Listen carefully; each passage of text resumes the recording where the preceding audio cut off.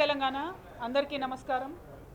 నిన్న శాసన మండలిలో బీఆర్ఎస్ పార్టీ నుంచి మేము అడిగినటువంటి ప్రశ్నలకు ప్రభుత్వం తప్పుడు సమాచారం ఇచ్చింది.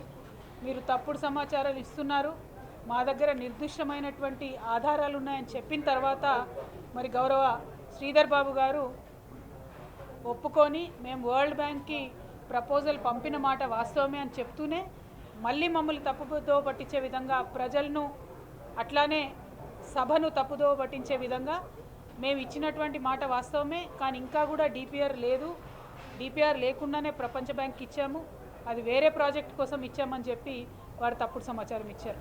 నేను నిన్న ఏదైతే చెప్పానో నిర్దిష్టంగా నా దగ్గర ఆధారాలు ఉన్నాయని, ఆ ఆధారాలతోని ఇవాళ ప్రజల ముందుకు నేను రావడం జరిగింది. ఇవాళ మన ముఖ్యమంత్రి రేవంత్ రెడ్డి గారు మరి పెద్ద ఎత్తున తెలంగాణను ప్రపంచ బ్యాంకుకు తాకట్టు పెట్టేటటువంటి ప్రయత్నం చేస్తూ ఉన్నారు. గత 10 సంవత్సరాలలో ఎన్నడూ కూడా బీఆర్ఎస్ ప్రభుత్వం ప్రపంచ బ్యాంకు నుంచి రుణాన్ని తీసుకునే ప్రయత్నం చేయలేదు. ఎందుకంటే ప్రపంచ బ్యాంకు యొక్క చీకటి రాజకీయాలు అన్ని దేశాలలో ఎట్లా జరుగుతాయో మనకు తెలుసు. కాబట్టి ఎన్నడూ కూడా బీఆర్ఎస్ పార్టీ తెలంగాణలోకి ప్రపంచ బ్యాంకు నుంచి రుణం తీసుకునేటటువంటి ప్రయత్నం చేయలేదు. కానీ అధికారంలోకి వచ్చినాక సంవత్సరం లోపలనే రేవంత్ రెడ్డి గారు మరి ప్రపంచ బ్యాంక్ ముందు మోకరిల్లుతూ ఉన్నారు.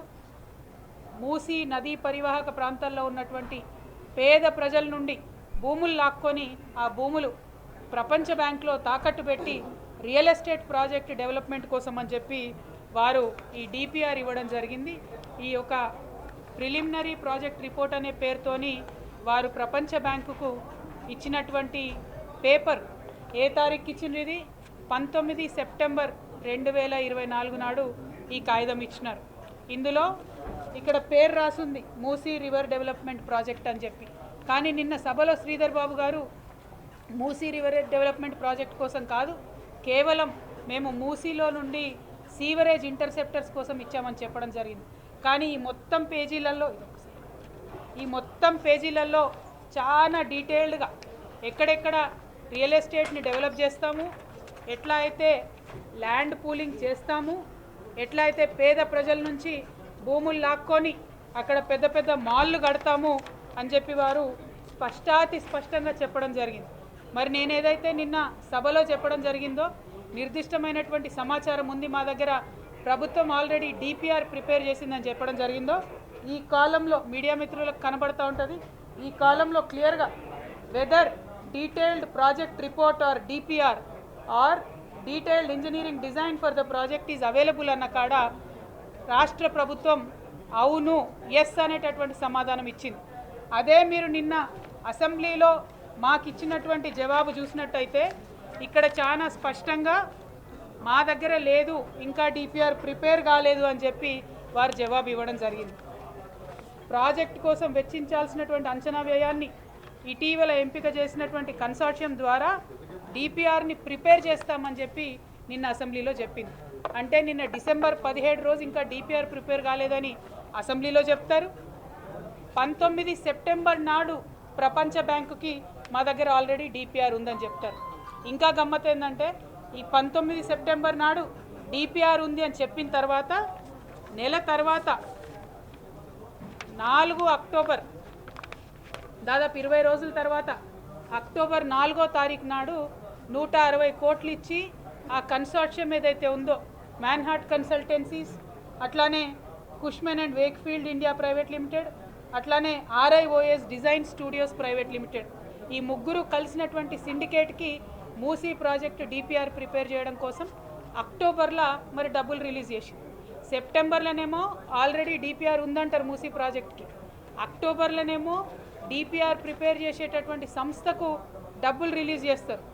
డిసెంబర్లో అసెంబ్లీ సాక్షిగా ప్రభుత్వం నిలబడి మరి డిపిఆర్ లేదు, ప్రపోజల్ లేదు, మేము వరల్డ్ బ్యాంక్ దగ్గర మూసీ కోసం నిధులు అడగలేదు అని అంటారు.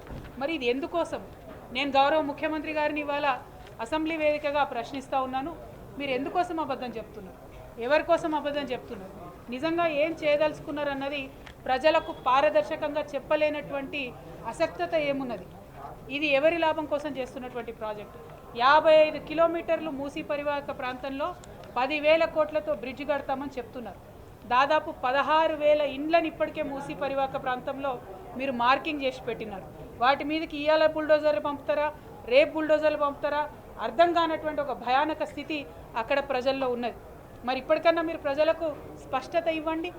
ఈ ఇండ్లను తీసేస్తామని చెప్పండి. తీసేసిన ఇండ్లకు ఎక్కడ ప్రత్యామ్నాయం ఇస్తారో చెప్పండి. రీహాబిలిటేషన్ ఎట్లా చేస్తారో చెప్పండి. పోనీ రేపు వచ్చేటటువంటి రియల్ ఎస్టేట్ డెవలప్మెంట్లో ప్రజలకు ఏమొస్తుందో చెప్పండి. దీనివల్ల రాష్ట్రానికి ఏం లాభమో చెప్పండి.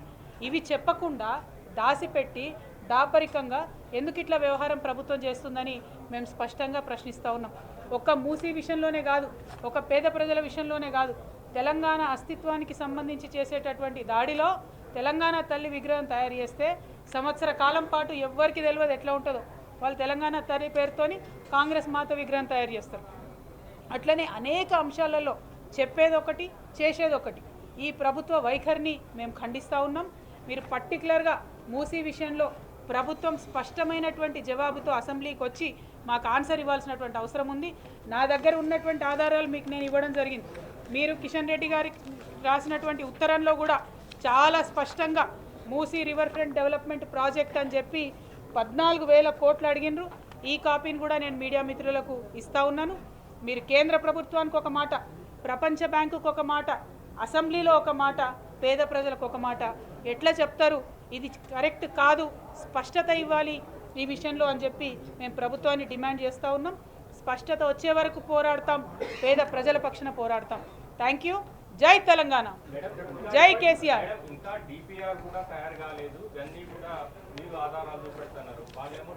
అంటున్నా డిపిఆర్ ఉంది అని ప్రపంచ బ్యాంకుకి ఇచ్చిన అప్లికేషన్లో సెప్టెంబర్ 19 నాడే ఈ ప్రభుత్వం ఒప్పుకున్నది. ఆ తర్వాత అక్టోబర్లో మరి ఎందుకో కన్సల్టెంట్స్ని పెట్టుకున్నారు. ఆ తర్వాత డిసెంబర్లో వచ్చి అసెంబ్లీలో అబద్ధం చెప్తా ఉన్నారు.